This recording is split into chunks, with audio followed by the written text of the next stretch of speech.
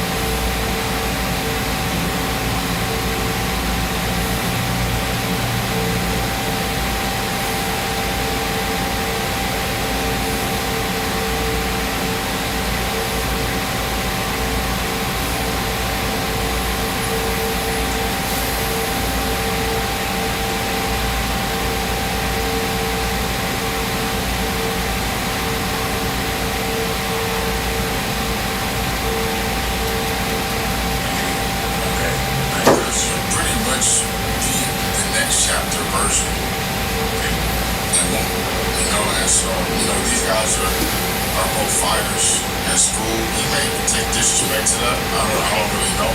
You know, I'm on team school all day, but I see an interesting matchup because of the way that he defends. What do you say? How would that matchup go? I think Brother Keon done really need I feel like that was like a good pure match. Kind of the same type of player. Sneaky athletic, good wingspan at guard. They got like PBA tape. Like look at it regular YouTube.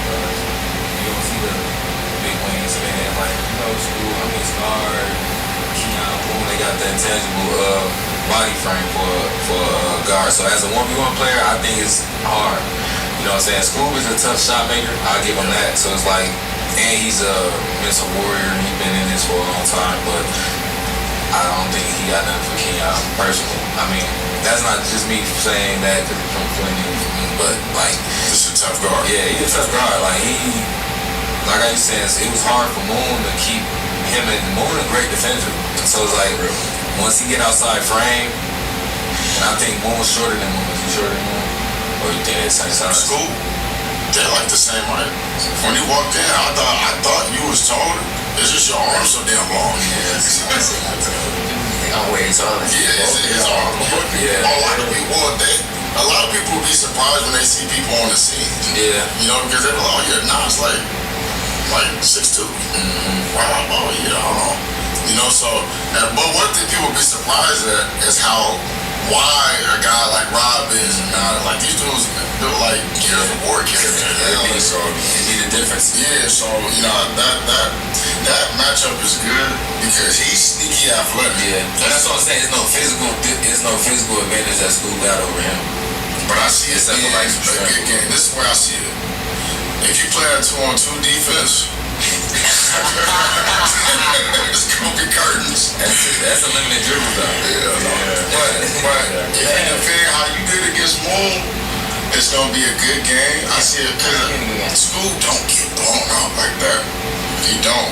And it's just like weird. I got mad on the other day because it'll tell you he went and played around with defense. I was really annoyed by that because you're giving people hope. And he gets bored. He played against lefty. I'm just calling straight up. He just gets bored and then it ends up being 28-30.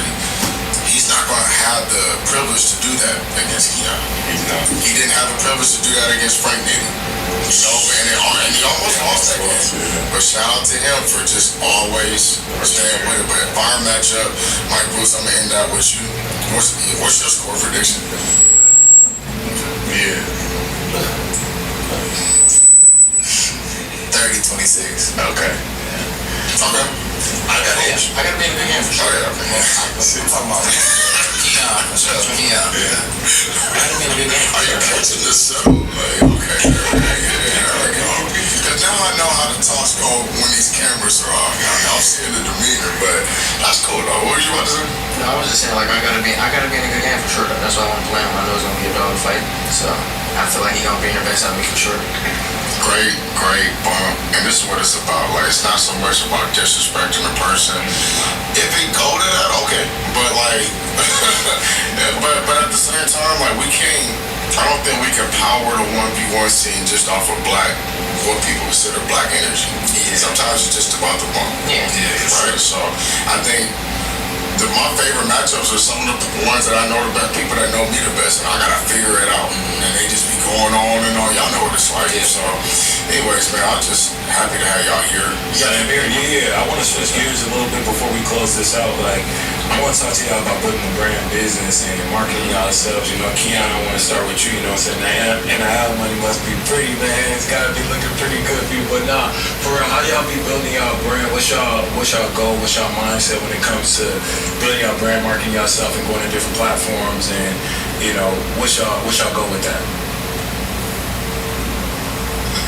I actually don't think I do it enough, actually. Okay. Like, people be telling me, like, I should start doing content and stuff like that, but I feel like I'm a little too lazy for all that. But, Keep it for real, though, I feel like it probably is a little too much, but I want to get into it, but I just don't know how. Don't know where to start. Yeah, don't know where to start from. Okay. Well, I got you. This is what you do. If you're going off to college, and I hope everybody paying attention, all the college players, I know some of y'all be watching all the videos. If you're going off to college, go get an intern. Somebody that's looking to build, looking to grow with you, give them 10% or whatever. Maybe 20%, 25%. You guys listening? So you do that, and they're going to find value in your growth because they grow with you. Then you don't have to do anything. Then they can be like your producer. All right, bro, we're gonna do this and do that. You can say everything. And now, when you not only go on next chapter, you not only go on bars, like you not only play at D1 level, now you're making content on the outside. You become valuable because you can do this too. So you're growing a name for yourself, right? And you're not even doing anything. You're just doing what you was already doing. And people call you a rock star, play off of it. You feel me? And now you got the content. What are you now adding to your life now? Another stream of revenue that you don't even have to really think about. What do I do? What can you name something else that I do? Like another source of revenue besides what I do? What ball is like? I'm signing balls. Okay, boom. Right? I sell sour balls. If you were an affiliate of anything, I'll give you what it looks like. I'm almost selling like 70 to 100 a day. That's $44, so I'm making good money, right? A day. And so like if you just had something else like that, it's called residual income. If you make residual income, you make money while you sleep. And that's what you should be chasing after. Because what do we know about the 1v1 scene? It's not there yet. You guys might be walking so other people can fly.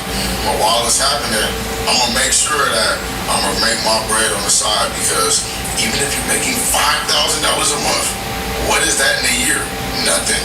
After taxes, it is absolutely nothing. So if you're not building what you guys all on, whether you realize it or not, already doing that. you're many businesses though. Yeah. You're many businesses, and you have the opportunity to turn yourself into a big business. And if you waste your time, next chapter, all these platforms, they are giving you a platform and building you. Yeah. Right? We are building you. Even right now. Yeah, I appreciate y'all pulling up because this is a part of it, right? Yeah. That's why I want to tap in. You, Malik, man, how did that feel like a thing come up? You know what I mean? You went out, you teamed up with them. You won a new car. You know what I'm saying? Fire. Talk about that. Like you've been outside, right? You branding yourself like that. You going on a tour. You know what I'm saying? You say I'm going anywhere and everywhere and playing everybody.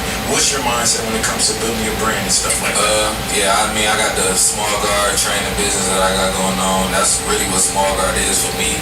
So I started that right before I got on the scene. So that was my real plan and agenda when I got on the scene. It wasn't just to come and play ball. Like I'm gonna come on there and be like monumental, like a bridge gapper. So like I wanted the division to be made. So the small guard division, now what people see is like my real plan coming into it. And so when I go back home, you know, I'm training the kids. You know, I got programs, I got leagues and stuff like that the kids are playing in. So it's like when I go back home, I do got that brand and business. Just me trying to figure out how to like keep it expanding and growing. And I think that was like what led me to do the Corvette stuff, the Foot Locker stuff, because right after that last season with Neff Schachter, it was I got some time to reflect and stuff like that. I'm like, I'm gonna do a lot for my brand, so that's like me stepping outside and doing stuff that's like outside of my comfort zone and doing something like that, like, you know, them type of things. You like, man, I ain't winning no Corvette. Like, it's like a one in a million. It was real. Exactly, though. That's what I'm saying. I wasn't signed up or nothing. Like, I just walked in the gym, happened to know the dude that was working there. He was from Flint. He like, Jamison. Yeah, that's my guy. You know, he's from Flint. So he like, Lee, you in here? He like, no, you playing in this. You about that. Matter of fact, you winning it. And so he already gave me the praise. And then when I got the plan, I'm like, oh yeah, I can win this for sure, easy. And so yeah, when I won, it was like a surreal feeling. But then it was like, then I got the Dom game right after. It was like another. I'm like, see, now I'm working in the right direction. It's just me taking opportunities and taking that leap of faith or just anything. Do you know a lot about the World Cup? Yeah, a decent bit. Which country is most likely to win the World Cup? France, USA, or Brazil? Probably France. France?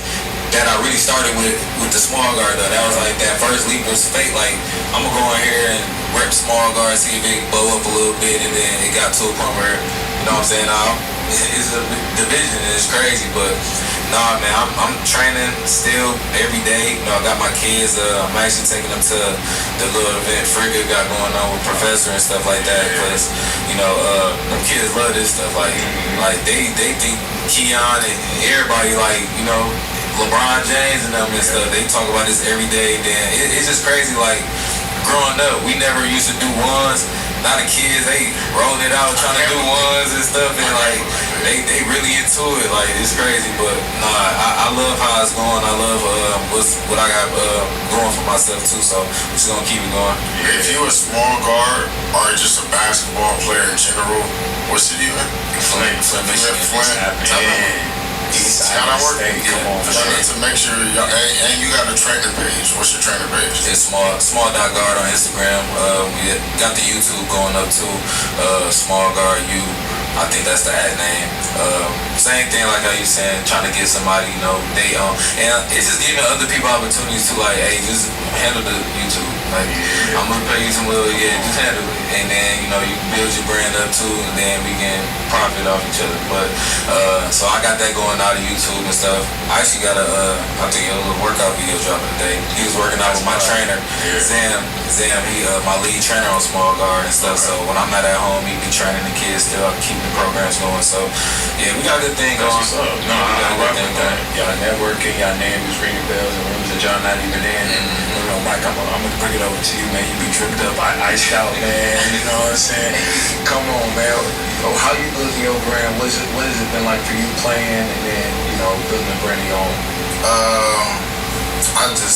For me, I made a decision at like 19, 20 that I didn't want to work a 9 to 5. So like I always wanted to be like a boss or something. So I got to clean the business.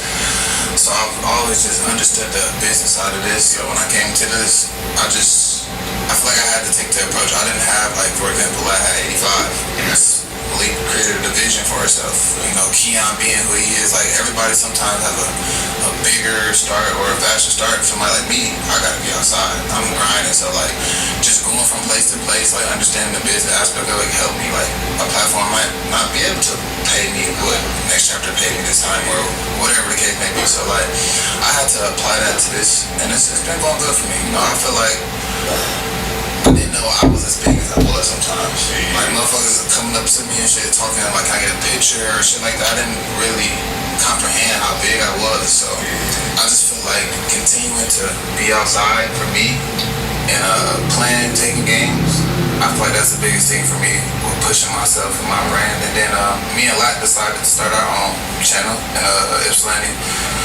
FTG finished the game, y'all follow it on Instagram, finish the game __. And we just want to, like Lee said, create opportunities like back at home, because to me, like Ball's life is California. Next Chapter is Ohio. So I'm breaking it down, I'm thinking about states. You know what I'm saying? So if we can be that next big thing in Michigan, why can't we be? Why not? Why not? Like, you know what I'm saying? So that's how I'm thinking about it from the business aspect and just keeping it pushing. And when you sit the intern stuff, like I'm locked in. Because me and Lack kind of are having a problem with like, all right, I picked up a camera to cut costs down. We need somebody to break the film down. So like if we had somebody that wanted to actually grow with us, that would be perfect. Local colleges, you know what I'm saying? Community colleges, they work in the comms, media departments, stuff like that. They always looking to build out that resume. So again, those are all point of contacts. And, you know, last question for y'all, you know, I know we're taking up a lot of y'all time, but what's the winning formula for Team Michigan and Battlegrounds? I mean, I feel like the way we play, y'all kind of seen yesterday, it was like a lot of like just playing ball and figuring it out, like, you know what I'm saying? And then like a big thing is the mid-game adjustments, because like we can go in there with a set plan, but once you get hit in the mouth, it's like all that goes to whatever. So it's like really adapting, staying comfortable, and getting people their shots. If somebody rolling, give them they, you know, heat check until it's over, or whatever the case may be. Like you seen yesterday, somebody got hot, next person get hot, next person get hot. So it's keeping people like fresh and keeping people shooting the shots that they shooting, not icing nobody out. I was telling B-John yesterday, I'm like, it was one time I was dribbling and I'm looking at him trying to see how he gonna move as a shooter because I'm a point guard trying to get you a shot. He looking at me to ISO. I told him, I'm like, I ain't ISOing. Like, we getting good shots. Like, I'm trying to work it around so now I get that open three. Like, I ain't too much of a ISO player all the time. Like, I don't think that accumulates the winners. But having that grittiness too at the defensive end, playing hard, that's what's gonna get us a dub. And then we got that pedigree, you know, being from Nate Shadow. We play a lot of threes too, though, not just ones over there. So I think we prep for it. That's why we added Battlegrounds. Like, I made it threes permanently because at first it wasn't. But making it threes, for me, it's like you get a chance to get adjusted to what the scene could be. Even just cross-platform, right? And then we find our matchups through that. And then now we go one-on-one. And now you kind of like acclimate a little bit. A lot of people make the mistake. As a pro player, they'll come over to the platform and jump right to the ones. Yeah. But you don't know. One common mistake. Everybody always forget to use their timeouts. Yeah.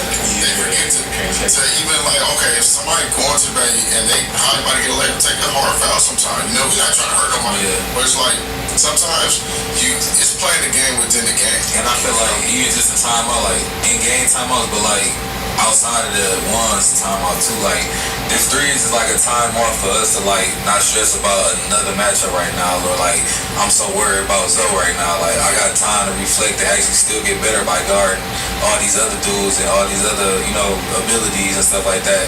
And I can still play ball, get some shots, you know, just have fun a little bit. So I think the threes is a good mix of like I used to say, in between the little ones and then now, all right, let's get back to camp, let's get back to working, you know what I'm saying? So, and it's not disrespect to Reese, but a player like Reese, he can hoop. He just ain't figured all of it out one-on-one because his record's not great. Right. But when you see him in twos and you see him in threes, he be out there hooping. Yeah, but like, you know, so it's good to be able to showcase what everybody can do aside from the ones. Like somebody might be just a knockdown shooter and they don't really get to show all that because the ones, shit, to get no catch and shoots. Everybody knows to play up now. So you like all the way up trying not to, and people like Cam, he backs up and runs at you. Yeah. Keon may do something different. School may, you know what I'm saying? So it's actually pretty interesting. But, you know, man, I just, like I said, I want to thank y'all. Good luck in Battlegrounds. And make sure y'all follow all these guys because, you know, they're doing good things. But the last thing that I want to leave y'all with is just know and understand your power. You guys are on these platforms, which are the bigger platforms right now, and just take advantage of it. For me, I take anything that leeway they give me. I say, okay, y'all gonna give me extra cameraman? Okay, because I know I'm gonna bring equal value back because I'm gonna work hard at it. So whatever you do, just stick with it. Yeah, for sure. Stick with it for long enough to see it successful. And don't start panicking when stuff don't all the way go right or your views are kind of lower and they were higher. It's like, just keep going. Build your business, build your cleaning business, and you know, take advantage of all the little things that you can because you're gonna look at 40 years old and be very happy with yourself. When you ain't gotta worry about what happens when you retire or if you get hurt. What happens when you get hurt on this? You know what I'm saying? Like so. Anyways, man, y'all gonna do great. I'm excited to have y'all part of the Battlegrounds for sure. Hey, me too, man. Team Mitten is here. They're ready to perform, man. Battleground Season 4. I'm your host, Rybon and Brooks. This is Winning Formula powered by Ball is Life. Where culture, competition, and mindset meet at the highest level. We'll see you on the next episode. If you're seeing this, Prospect's available in your state.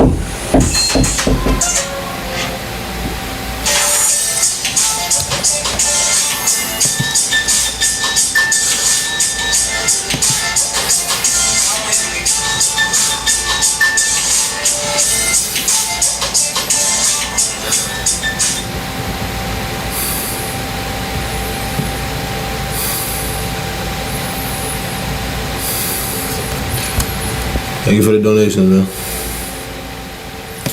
I'll be back.